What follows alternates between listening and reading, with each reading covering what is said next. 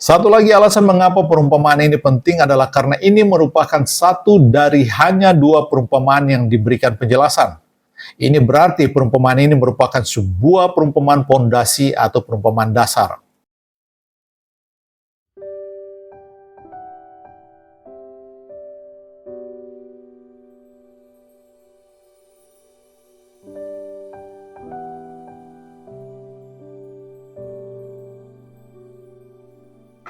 Hari ini kita akan melanjutkan pembahasan kita mengenai pengajaran Yesus melalui perumpamaan. Dan kita sampai pada perumpamaan dasar yang kedua, yakni lalang di antara gandum, yang dicatat di Matius 13 ayat 24-30.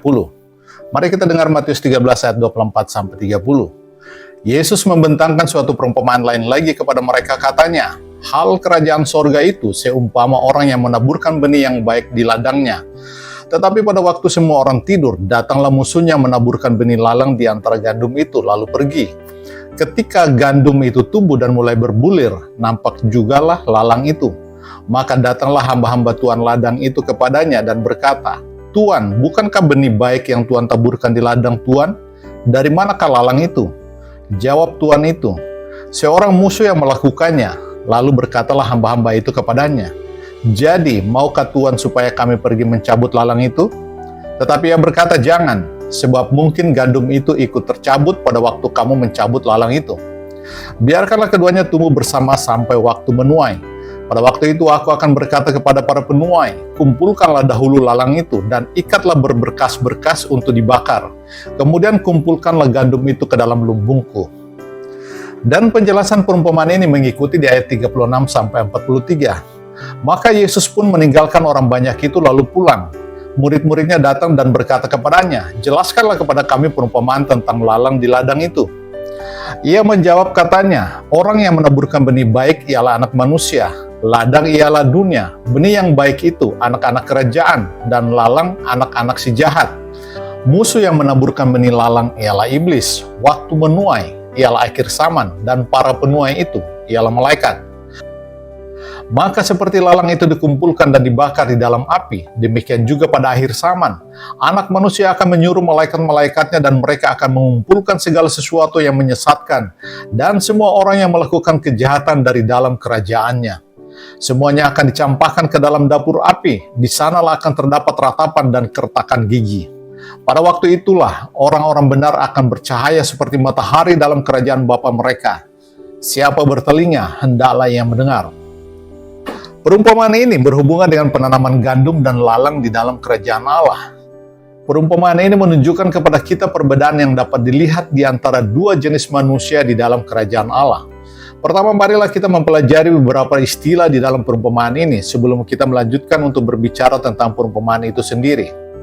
Istilah kerajaan surga. Yesus memulai perumpamaan dengan menyebut istilah kerajaan surga. Ini merupakan istilah yang dipakai di Injil Matius yang sejajar dengan istilah kerajaan Allah di Injil Lukas.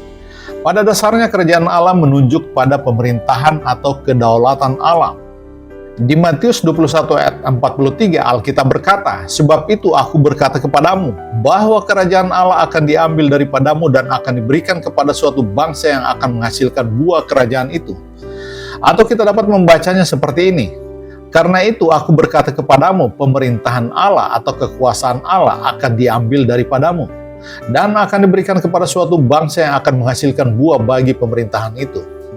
Perhatikan bahwa gereja secara institusi tidak sama dengan kerajaan Allah. Di sini kerajaan Allah dapat diambil dari sebuah bangsa dan diberikan kepada bangsa yang lain. Jadi kerajaan Allah dapat diberikan kepada Anda, tetapi kerajaan Allah juga dapat diambil dari Anda. Kerajaan Allah bukanlah sesuatu yang dapat dianggap menjadi milik Anda untuk selama-lamanya. Karena kerajaan Allah dapat diambil dari Israel dan diberikan kepada bangsa yang lain, yakni gereja, bangsa yang kudus yang dimaksudkan di 1 Petrus 2 ayat 9. Inilah yang dikatakan oleh Paulus dari Roma 9 hingga Roma 11, terutama di pasal 11 yang menyatakan bahwa Israel telah dipatahkan dan kita yang bukan bagian dari pohon yang asli telah dicangkokkan pada pohon tersebut. Di sini Paulus menggunakan gambaran yang berbeda untuk menyatakan hal yang sama. Memiliki Allah sebagai Raja merupakan satu hak istimewa yang tertinggi, karena itu berarti kita telah masuk ke dalam suatu hubungan yang istimewa dengan Dia. Sama seperti bangsa Israel memiliki suatu hubungan yang istimewa dengan Allah, tidak ada bangsa lain di dunia ini yang memiliki Allah sebagai raja. Semua bangsa memiliki raja, pemimpin atau presiden manusia, tetapi Israel memiliki Allah sebagai rajanya. Karena Israel mempunyai hubungan yang istimewa dengan Allah melalui suatu perjanjian yang dibuat Allah agar ia menjadi Allah Israel dan Israel menjadi umatnya. Demikian juga kita dengan melalui suatu perjanjian yang baru, kita menjadi umat Allah melalui ketaatan kita kepada Yesus Kristus Sang Raja. Kita yang hidup di dalam ketaatan kepada Yesus telah menerima kerajaan Allah. Ini bergantung pada apakah Anda telah masuk ke dalam suatu hubungan yang hidup bersama Allah melalui Yesus atau tidak. Tidak seorang pun dapat masuk ke dalam suatu hubungan yang hidup bersama Allah, kecuali ia telah terlebih dahulu menerima Yesus sebagai Raja atas kehidupannya. Karena hanya mereka yang memiliki Yesus sebagai Raja atas kehidupan mereka akan memiliki semua berkat yang dianugerahkan dari Bapa kepada mereka. Berkat seperti kehidupan yang kekal dan semua buah roh. Itulah sebabnya ada perbedaan yang besar di antara orang Kristen nominal dan orang Kristen sejati. Satu hal lagi yang perlu kita mengerti tentang kerajaan Allah atau pemerintahan Allah ini adalah adanya dua tahap, tahap masa kini dan tahap masa depan. Dalam perumpamaan ini kita berbicara tentang tahap masa kini dan bagian akhir dari perumpamaan berbicara tentang tahap masa depan.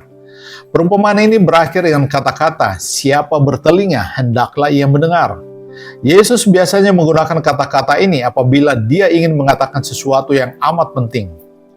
Ada banyak orang yang bertelinga tapi tidak mendengar. Itulah sebabnya Yesus berkata, "Domba-dombaku mendengar suaraku, dan aku mengenal mereka, dan mereka mengikuti aku."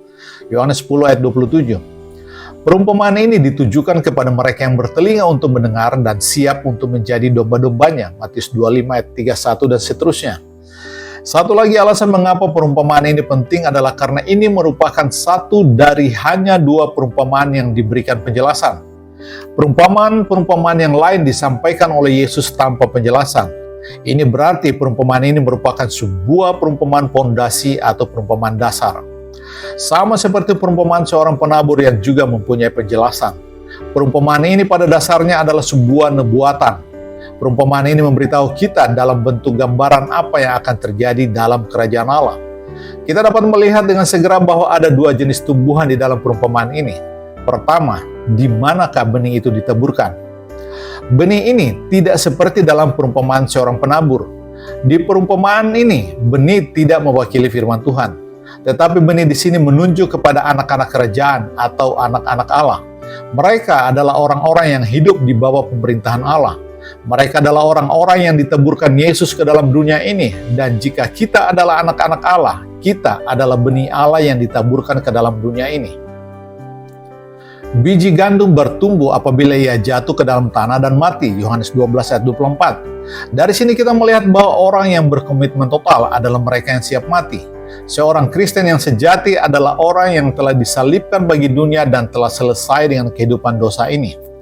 Hanya orang seperti ini yang dapat menjalani sebuah kehidupan yang mewakili benih yang baik ini.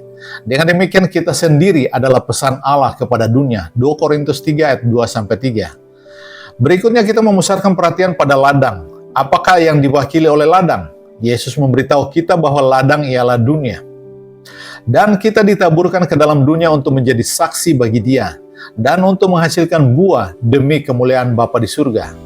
Biarlah terangmu bercahaya dengan cara yang sama supaya mereka dapat melihat perbuatan-perbuatanmu yang baik dan memuliakan Bapamu yang di surga. Matius 5 ayat 16. Mengapa orang memberikan kemuliaan kepada Allah saat mereka melihat perbuatan baik Anda?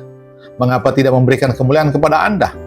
Karena mereka tahu bahwa kekudusan yang terdapat di dalam diri Anda bukanlah sesuatu yang berasal dari diri Anda, tetapi dari Allah. Disinilah letak keindahannya. Perkataan Yesus di Matius 5 ayat 16 sangatlah sempurna. Ia menunjukkan perbuatan baik macam apa yang dimaksudkannya. Yesus sedang berbicara tentang perbuatan baik yang datang dari Roh Allah yang menyebabkan orang lain memuliakan Allah. Pernahkah Anda mengenal seorang abdi Allah yang benar? Apakah Anda memberikan kemuliaan kepada dia? Tidak. Karena Anda tahu kekudusan di dalam kehidupannya, keindahan hidupnya datang dari Allah. Seorang yang saleh mempunyai kemampuan untuk membelokkan Anda kepada Allah tanpa perlu mengatakan sepatah kata pun. Ujian ini akan menunjukkan apakah kekudusan Anda berasal dari Allah atau tidak. Jika orang lain memuji Anda, berarti ada sesuatu yang tidak beres dengan Anda. Jika orang melihat Anda dan berkata betapa indahnya Allah itu, maka Anda tahu bahwa Anda memiliki kekudusan yang benar. Kita beralih ke lalang. Lalang yang ditaburkan di dalam perumpamaan ini tidak muncul sejak awal di dalam ladang atau dalam dunia ini, tetapi baru muncul kemudian. Jika lalang menunjuk kepada orang yang tidak percaya, maka orang yang tidak percaya ini sebenarnya sudah ada di ladang jauh sebelum Yesus menaburkan benih yang baik di dalam ladang itu. Orang tidak percaya dan orang yang berbuat jahat telah ada di dunia jauh sebelum kedatangan orang Kristen. Jadi lalang di sini tidak mewakili orang yang tidak percaya. Sebaliknya benih lalang ditaburkan sesudah benih yang baik ditaburkan, dan benih-benih lalang ini ditaburkan ke antara gandum. Benih-benih lalang dengan sengaja ditanam di tengah-tengah gandum dan bukan di tempat lain. Perhatikan dengan baik di sini, lalang ditanam di tengah-tengah gandum. Jika mereka ditanam di tengah gandum, itu berarti bahwa mereka berada di dalam kerajaan Allah. Jika mereka berada dalam kerajaan Allah, itu berarti mereka adalah orang-orang percaya. Dengan demikian, lalang adalah orang-orang percaya yang mengaku beriman kepada Yesus Kristus. Ada satu hal lagi yang sangat penting. Tanaman yang diterjemahkan sebagai lalang pada kenyataannya adalah tanaman yang sangat menyerupai gandum. Jika kita membaca dengan seksama perumpamaan ini, kita akan memperhatikan bahwa hamba-hamba Tuhan ladang itu baru menyadari ada begitu banyak lalang di dalam ladang setelah tanaman ini bertumbuh dan mulai berbulir. Kita melihat hal ini di Matius 13 ayat 26. Lalang tidak tampak sampai pada waktu buahnya mulai muncul.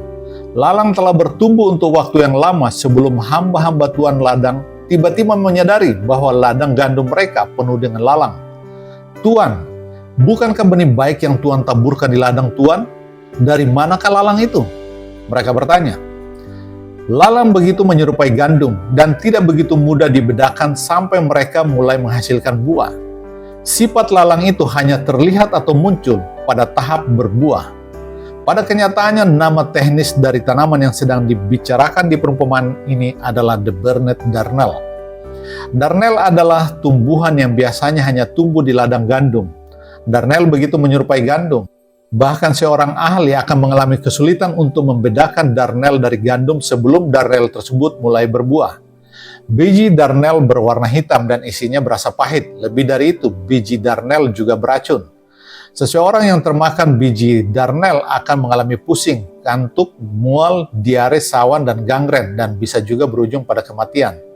Sampai di sini kita harus menyadari bahwa kita sedang menangani dua jenis tanaman yang kelihatannya sangat serupa, tetapi sama sekali berbeda pada substansinya. Lalu bagaimanakah kita dapat membedakan kedua jenis tanaman tersebut? Yesus berkata, dari buahnya pohon itu dikenal. Matius 12 ayat 33. Benih yang baik menghasilkan buah yang baik. Benih yang tidak baik menghasilkan buah yang tidak baik. Matius 7 ayat 17. Meskipun mereka tampak seperti orang Kristen sejati, tetapi mereka sama sekali bukan orang Kristen. Namun keduanya bertumbuh di dalam gereja, yaitu kerajaan Allah pada masa kini. Hal yang berikut yang harus kita perhatikan adalah hubungan dekat yang terjalin di antara darnel dan gandum. Keduanya saling menjalin hubungan, dan ini menunjukkan bahwa keduanya berfungsi bersama-sama di dalam kerajaan Allah atau di dalam gereja. Itulah sebabnya mengapa Yesus mengingatkan bahwa mencabut darnel akan sekaligus menyebabkan gandum itu ikut tercabut juga. Karena itu darnel harus dibiarkan bertumbuh sampai hari penghakiman. Dari manakah datangnya darnel tersebut? Menurut Yesus, darnel tersebut ditaburkan ke dalam kerajaan Allah oleh seorang musuh, yaitu iblis, yang sedang berjuang melawan kedaulatan Allah. Dari luar, orang-orang ini tampak seperti orang Kristen. Mereka bahkan berbicara dan berkelakuan seperti orang Kristen sampai titik tertentu. Tetapi pada intinya sebenarnya mereka berbeda. Kita akan melanjutkan pembahasan perumpamaan ini di video berikutnya, Yohanes 8 ayat 31-32. Jikalau kamu tetap dalam firman-Ku, kamu benar-benar adalah murid-Ku, dan kamu akan mengetahui kebenaran, dan kebenaran itu akan memerdekakan kamu.